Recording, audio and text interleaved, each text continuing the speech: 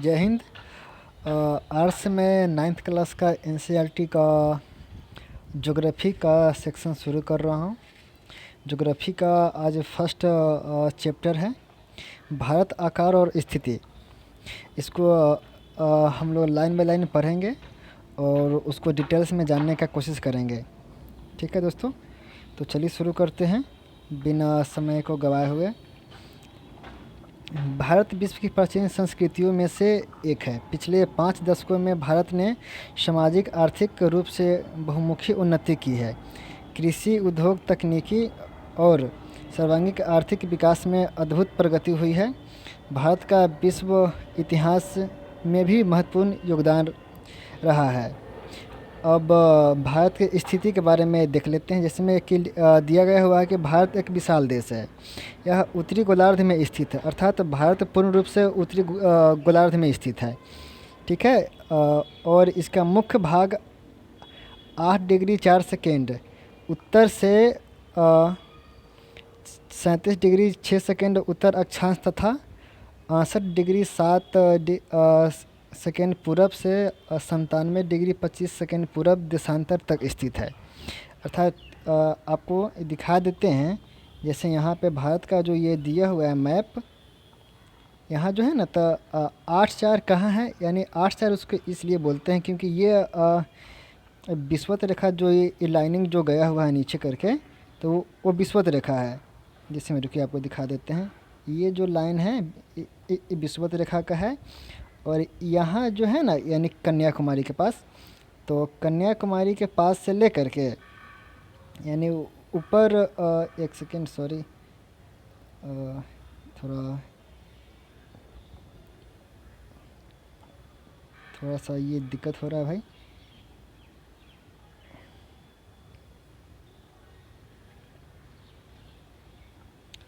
यहाँ जो जम्मू कश्मीर का जो ऊपर का जो लद्दाख का जो एरिया है ना, ये वाला, यहाँ यानी नीचे 8 4 से लेकर के ऊपर 37 6 तक है। ठीक है।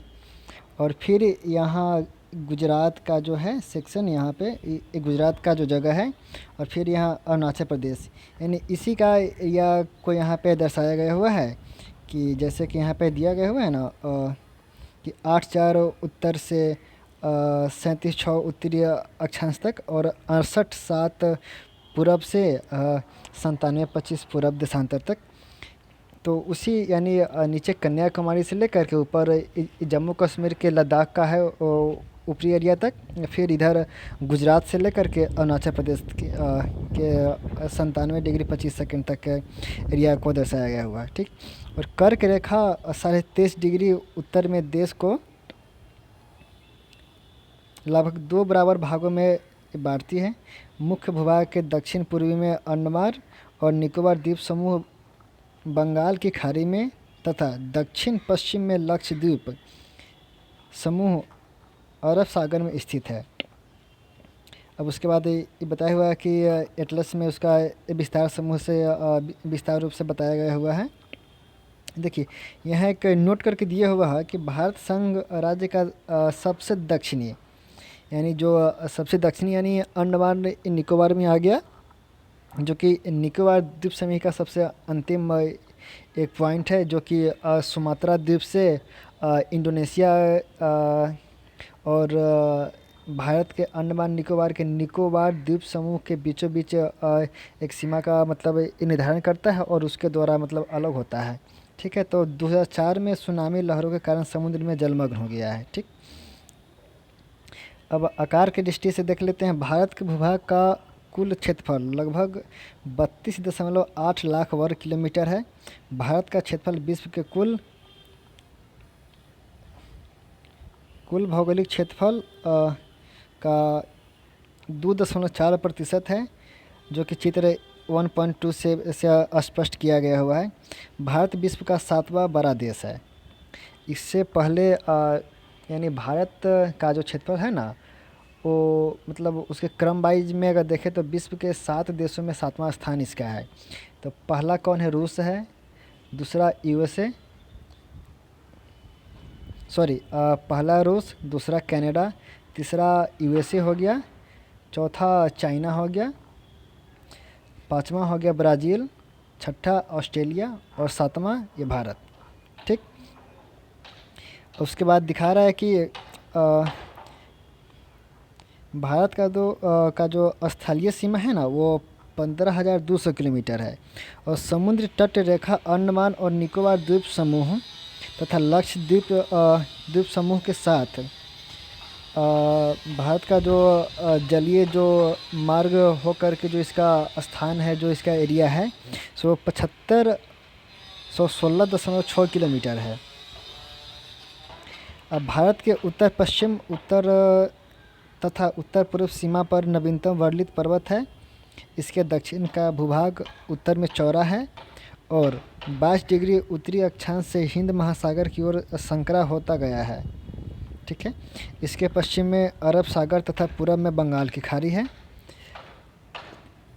उसके बाद चित्र 1.3 में दिखाया गया हुआ है इसके देशांतरीय विस्तार का, जो कि आपको दिखा देते हैं।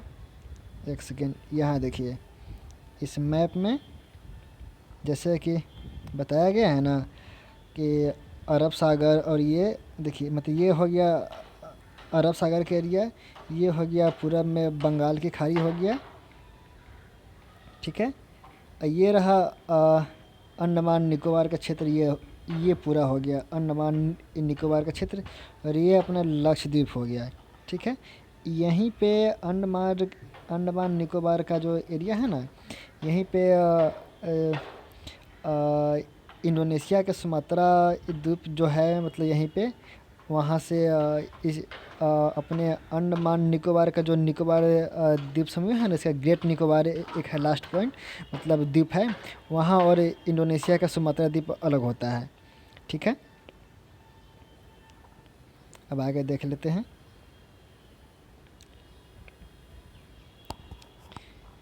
अक्षांश और देशांतर का विस्तार लगभग 30 डिग्री है। जैसे कि 8.4 से लेकर के 37.6 है, तो इसी के बीच का डिफरेंस को बताने का कोशिश किया गया हुआ है यहाँ पे। परंतु फिर भी पूर्व पश्चिम का विस्तार उत्तर दक्षिण के विस्तार के अपेक्षा कम प्रतीत होता है। गुजरात से अरुणाचल प्रदेश के स्थानीय समय में 2 घंटे का अंतर है। जैसे कि गुजरात का जो लास्ट एरिया हो गया और अरुणाचल प्रदेश का जो लास्ट एरिया हो गया चाइना की तरफ, तो उसके और गुजरात और अरुणाचल प्रदेश के बीच का जो समय का डिस्टेंस है ना, वो 2 घंटे का अंतर हो जाता है। इसलिए 82.82 डिग्री यानी 82 डिग्री 23 सेकेंड पूर्व देशांतर रेखा को भारत का मानक या म्योत्तर माना गया है, ताकि मतलब ये टाइम को बैलेंस किया जा सके।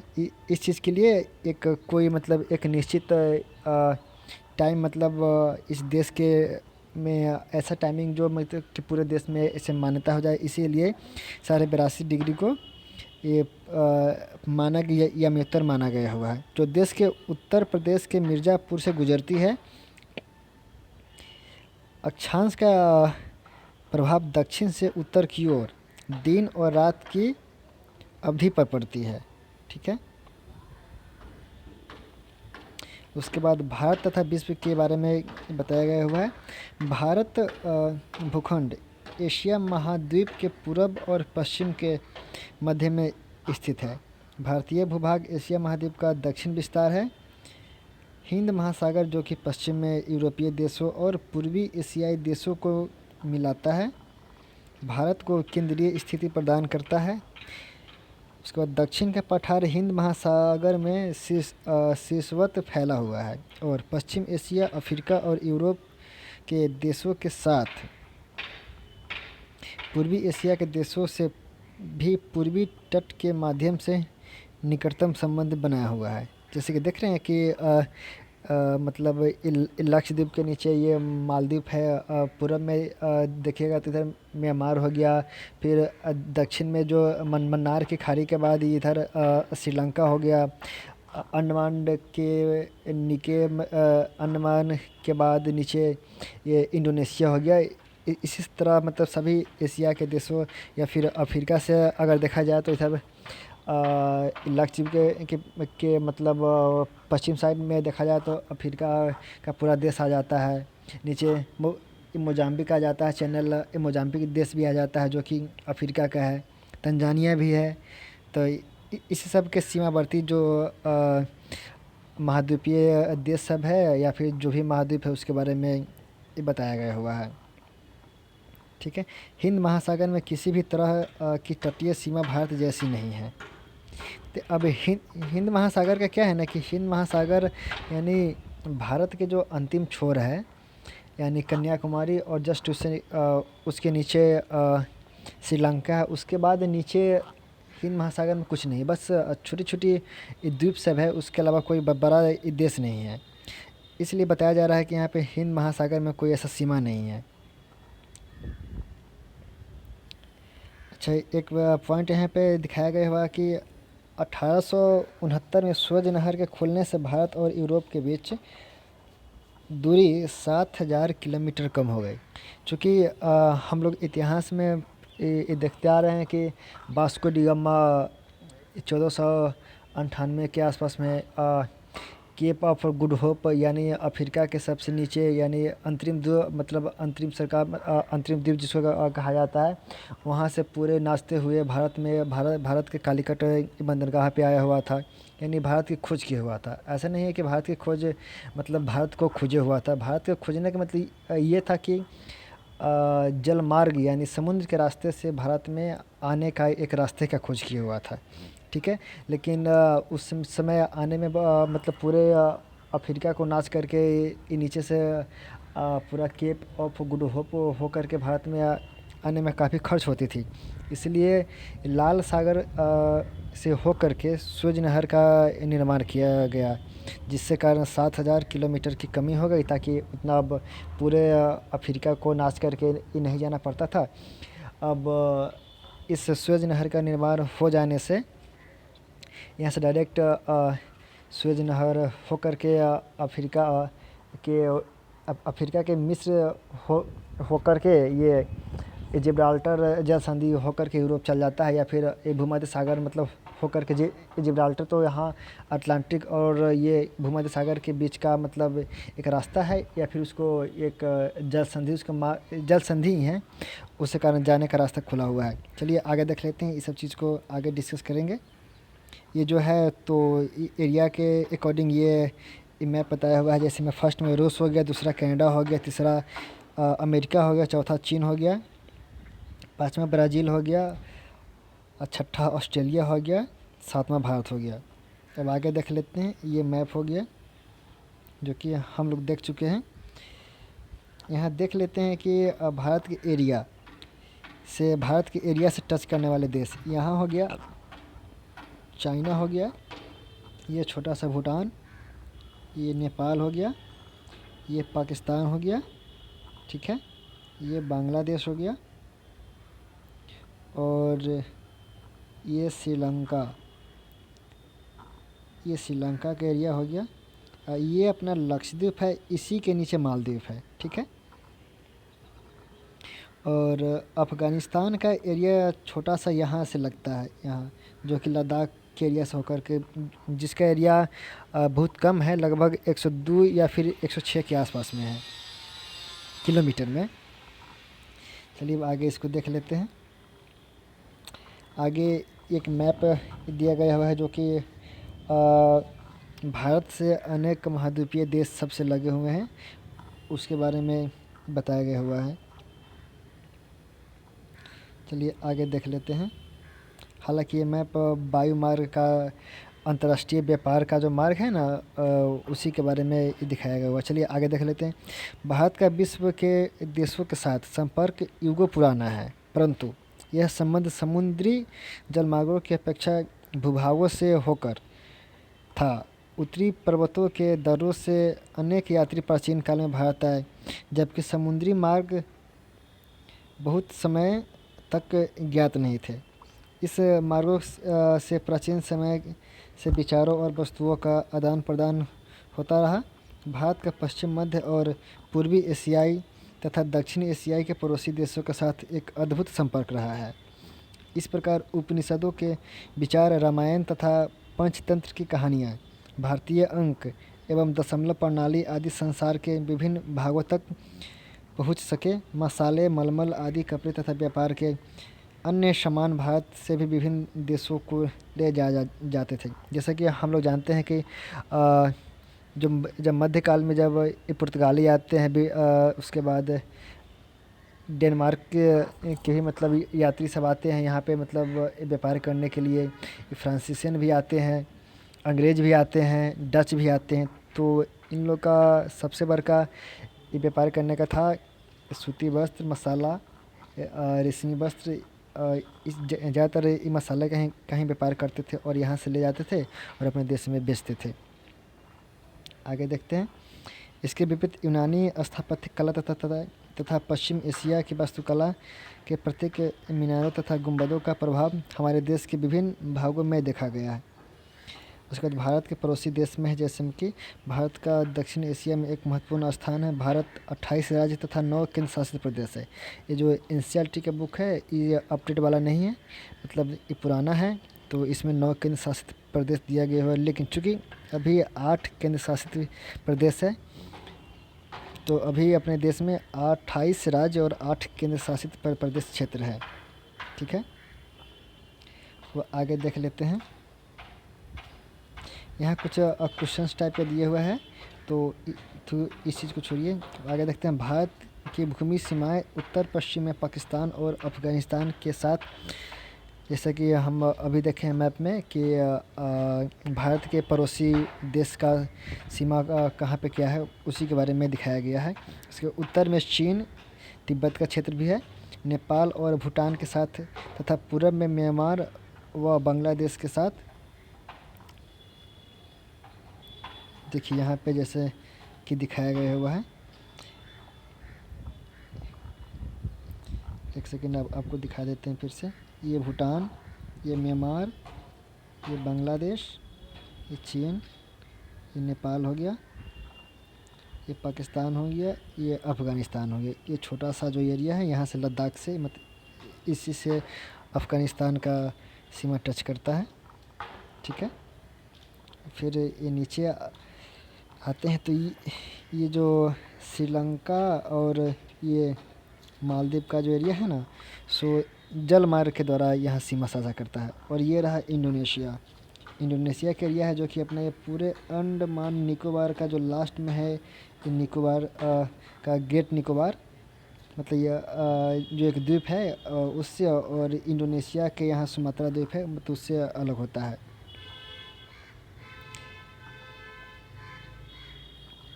अब आगे देख लेते हैं। दक्षिण में समुद्र पार हमारे पड़ोसी 2 द्वीप समूह राष्ट्र श्रीलंका और मालदीव है, जैसा कि हम लोगों ने अभी देखा है। भारत और श्रीलंका के बीच में छोटी समुद्री रास्ता पाक जल संधि है तथा मन्नार की खाड़ी है। यानी पाक की खाड़ी और मन्नार की खाड़ी है, जिसके द्वारा भारत और श्रीलंका के बीच में ये दोनों खाड़ियाँ हैं, जिससे भारत और श्रीलंका अलग अलग हो जाता है, मतलब ये स्थलीय सीमा की अपेक्षा। अब आगे देखते हैं। अपने पड़ोसी देशों के साथ भारत के भौगोलिक और ऐतिहासिक संबंध बहुत अच्छे रहे हैं। अपनी एटलस में एशिया के मानचित्र में देखा है, जैसे कि भाई बताया गया हुआ है, जैसे कि हम लोगों ने देखा भी है। ठीक है, अब ये कुछ क्वेश्चंस दिया गया हुआ है, जैसे कि निम्नलिखित में से 4 उत्तरों में से उपयुक्त उत्तर चुनिए। कर्क रेखा किस राज्य से नहीं गुजरती है? ठीक है, तो कर्क रेखा है भारत के 8 राज्य से गुजरती है। जैसे कि पश्चिम से अगर शुरू करते हैं तो गुजरात, राजस्थान, मध्य प्रदेश, छत्तीसगढ़, झारखंड, पश्चिम बंगाल, त्रिपुरा और मेघालय। इसका एक ट्रिक भी है कि मित्र पर गमछा झार। तो ये सब तो ट्रिक अपना याद करने का तरीका हो गया है। तो इसी में देख सकते हैं कि यहाँ किससे नहीं गुजरती है, तो इसका आंसर हो जाएगा उड़ीसा, क्योंकि उड़ीसा से नहीं गुजरती है। ठीक है, अगला क्वेश्चन है, भारत का सबसे पूर्वी देशांतर कौन सा है? तो पूरब में क्या हो गया? ये हो गया 97, 25, पूर्वी हो गया, ठीक है। और उत्तराखंड, उत्तर प्रदेश, बिहार, पश्चिम बंगाल और सिक्किम की सीमाएं किस देश को छूती है? देखिए क्या क्या है, उत्तराखंड, उत्तर प्रदेश। तो उत्तराखंड चाइना से लगता है, ठीक है, तो लेकिन उत्तर प्रदेश चाइना से नहीं लगती है, बिहार भी चाइना से नहीं लगती है, ठीक है, तो चीन तो होगा ही नहीं। अब आते हैं भूटान, यानी इसको हम छांट करके देख लेते हैं कि इसका कौन सा ऑप्शन सही होगा, ठीक है। अब भूटान आता है, तो भूटान से ना उत्तर प्रदेश टच करती है, ना उत्तराखंड टच करती है, नहीं बिहार टच करती है, तो इसको तो छाड़ दिए इसको भी। अब म्यांमार में आते हैं, तो म्यांमार का क्या है कि म्यांमार भारत के 4 देशों, सॉरी, भारत के 4 राज्य को टच करती है। कौन कौन? तो अरुणाचल प्रदेश, नागालैंड, उसके बाद मणिपुर और मिजोरम। तो म्यांमार भी नहीं होगा, तो इसका आंसर हो जाएगा नेपाल, ठीक है। इसके बाद अगला क्वेश्चन है, ग्रीष्मावकाश में आप यदि कवारती जाना चाहते हैं तो किस केंद्र शासित क्षेत्र में जाएंगे? क्वेश्चन क्या है फिर से ये देख लेते हैं। यानी ग्रीष्मावकाश में यदि आप कवारती जाना चाहते हैं तो किस केंद्र शासित प्रदेश में जाएंगे? अर्थात इसका क्वेश्चन का मतलब ये है कि कवारती जो द्वीप है ना कहाँ है, तो कवारती द्वीप लक्षद्वीप में है, ठीक है। और 5वां क्वेश्चन ये हो गया कि मेरे मित्र एक देश के निवासी है जिस देश की सीमा भारत के साथ नहीं लगती है, आप बताइए कौन सा देश है? तो हम लोग जानते हैं कि नेपाल की सीमा लगती है, बांग्लादेश की सीमा भी लगती है, भूटान की भी सीमा भारत के साथ लगती है, यानी कजाकिस्तान, सॉरी कजाकिस्तान, हाँ, कजाकिस्तान का जो सीमा है ना वो भारत के साथ नहीं लगती है। तो आज और ये सब क्वेश्चन सब है, तो ये लघुत्तरीय और दीर्घोत्तरीय क्वेश्चन सब है। तो आज हम लोगों ने ये देखा कि NCERT 9th क्लास के ज्योग्राफी का हिंदी मीडियम लेसन फर्स्ट उसको हम लोगों ने कंप्लीट किया, मैप वगैरह सबके साथ सही ढंग से देख करके। और मुझे उम्मीद है कि ये वीडियो आपको अच्छा लगे होंगे। अच्छा लगे तो लाइक, सब्सक्राइब और शेयर करना ना भूलें। और हम इसी तरह से डेली ज्योग्राफी के साथ और हिस्ट्री का भी मतलब सेक्शन शुरू करने जा रहे हैं। अभी के लिए इतना ही, नमस्कार।